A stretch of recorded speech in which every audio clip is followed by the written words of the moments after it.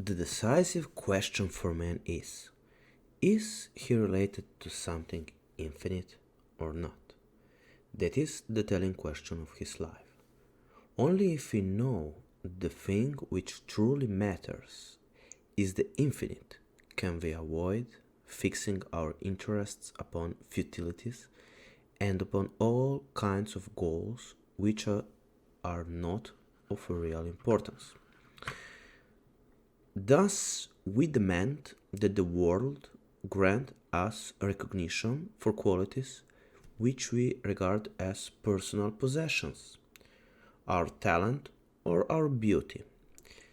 The more a man lays stress on false possessions, and the less sensitivity he has for what is essential, the less satisfying is his life.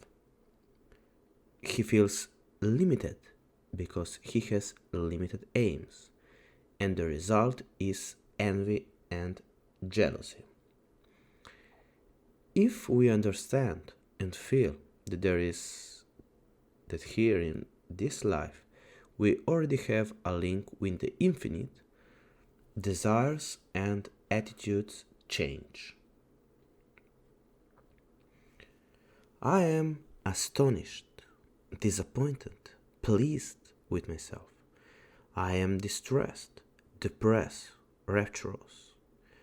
I am all these things at once, and I cannot add up the sum. I am incapable of determining ultimate worth or worthlessness. I have no judgment about myself and my life. There is nothing I am quite sure about. I have no definite convictions. Not about anything, really. I know only that I was born and exist, and it seems to me that I have been carried along.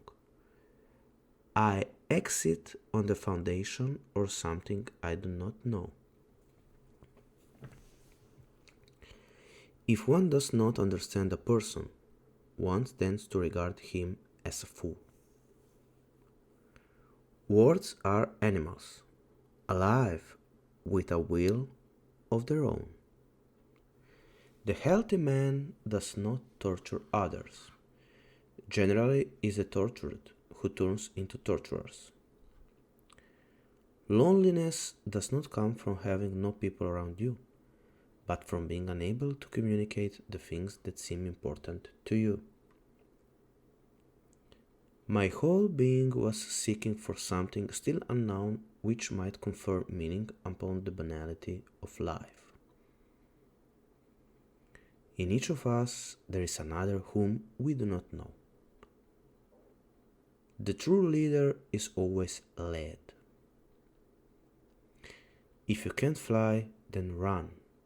Today we will survive. If you can't run, then walk. Today we will survive. If you can't walk, then crawl. And again and again. The path before you is clear. If the path before you is clear, you are probably on someone else's. Nobody, as long as he moves among the chaotic currents of life, is without trouble. We no longer live on what we have, but on promises. No longer in the present day, but in the darkness of the future, which we expect will at last bring the proper sunrise. We refuse to recognize that everything better is purchased at the price of something worse. That, for example, the hope of greater freedom is cancelled out by increased enslavement to the state. Not to speak of the terrible perils to which we most brilliant discoveries of science exposes us. The less we understand of what our forebears sought, the less we understand ourselves, and thus we help with all of our might to rob the individual of his roots and his guiding instincts, so that he becomes a particle in the mass, ruled only by what Nietzsche called the spirit of gravity. Even a happy life cannot be without a measure of darkness, and the word happy would lose its meaning if it were not balanced by sadness. It is far better to take things as they come along with patience and equanimity. We are not what happens to us, we are what we wish to become. Art is a kind of innate drive that seizes a human being and makes him its instrument. The artist is not a person endowed with free will who seeks his own ends, but one who allows art to realize its purpose through him. As a human being, we may have moods and a will and personal aims, but as an artist, he is man in a higher sense. He is collective man, one who carries and shapes the unconscious psychic forms of mankind. It is my mind, with its store of images, that gives the world color and sound, and that supremely real and rational certainty which I can experience is, in its most simple form, an exceedingly complicated structure of mental images.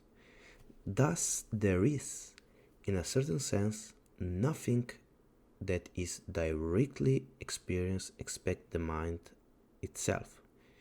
Everything is mediated through the mind, translated, filtered, allegorized, twisted, even falsified by it. We are enveloped in a cloud of changing and endlessly shifting images. Nobody can fall so low unless he has a great depth. If such a thing can happen to a man, it changes his best and highest on the other side. That is to say, this depth corresponds to a potential height, and the blackest darkness to a hidden light. We are born at a given moment in a given place, and like vintage years of wine, we have the qualities of the year and of the season in which we are born. It all depends on how we look at things and not how they are in themselves.